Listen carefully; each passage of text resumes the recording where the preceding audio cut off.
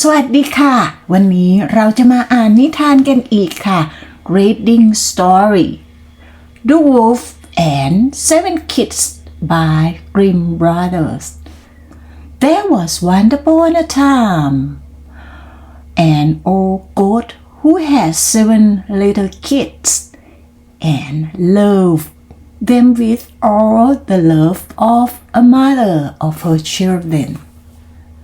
One day, she wanted to go into the forest and fetch some food.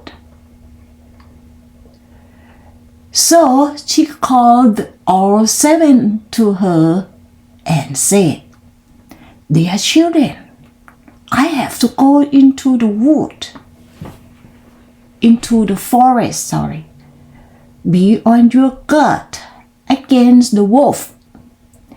If he comes in, he will devour you all, skin, hair, and everything. The wolf often disguises himself, but you will know him at once by his raw voice and his black feet." The kids said, "Dear mother, we will take good care of ourselves. You may go away without an anxiety." Then the old one breathed and went on her with an easy mind. It wasn't long before someone knocked at the house door and called, "Open the door, dear children.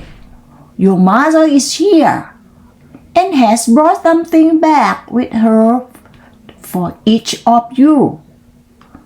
But the little kids knew that this was the wolf by the rough voice. "We will not open the door," cried they. "You are not our mother. She has a soft, pleasant voice, but your voice is rough. You are the wolf." Then the wolf went away to a shopkeeper and bought himself a great lump of chalk, ate it and made his voice soft with it. Then he came back, knocked at the door of the house, and called, "Open the door, dear children. Your mother is here and has brought something back with her for each of you."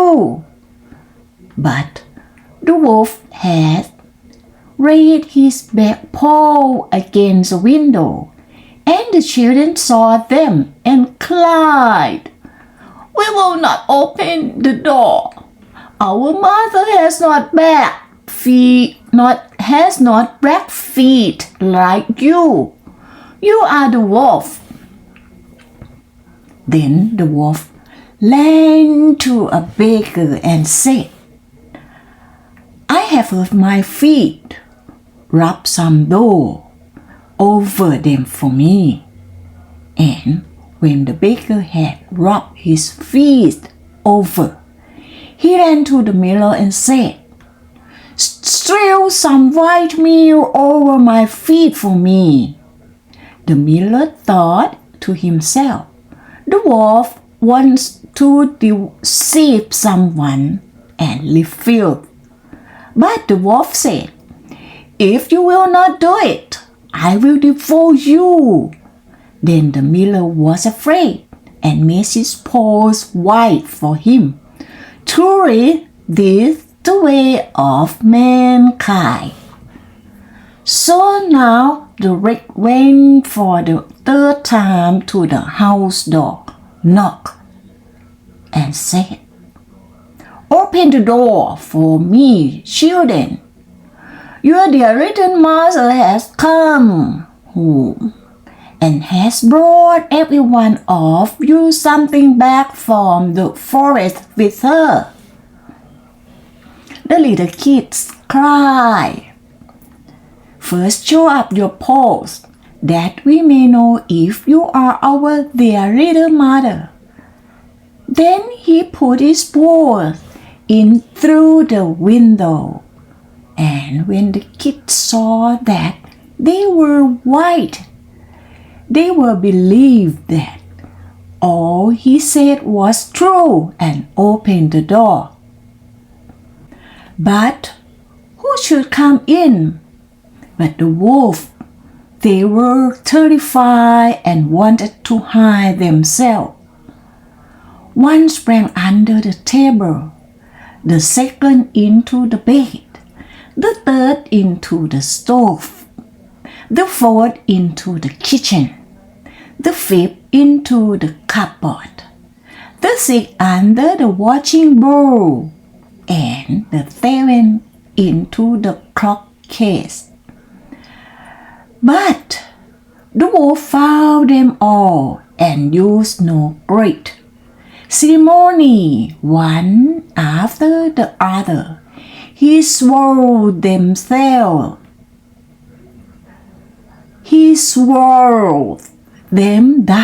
his throat. The youngest, who was in the clock case, was the only one he did not find.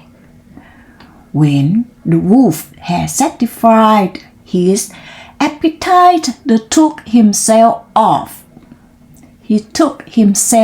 off, laid himself down under a tree in the green meadow outside, and began to sleep. Soon afterwards, the old goat came home again from the forest. What a sight she saw there! The house door stood wide open. The table, chairs, and benches were thrown down. The washing bowl lay broken to pieces, and the quilts and pillows were pulled off the bed. She sought the children, but they were nowhere to be found. She called them one after another by name, but no one answered. At least when she came to the youngest, a soft voice cried, "Dear mother, I am in the clock case." She took the kid off, and it told her that the wolf had come and had eaten all the others. Then you may imagine how she wept over her poor children. At 10 in her grief, she went out, and the youngest kid ran with her.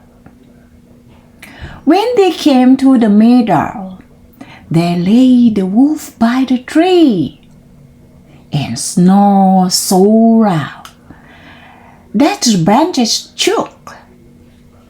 She looked at him and every side and saw that something was moving and struggling in his gooseberry.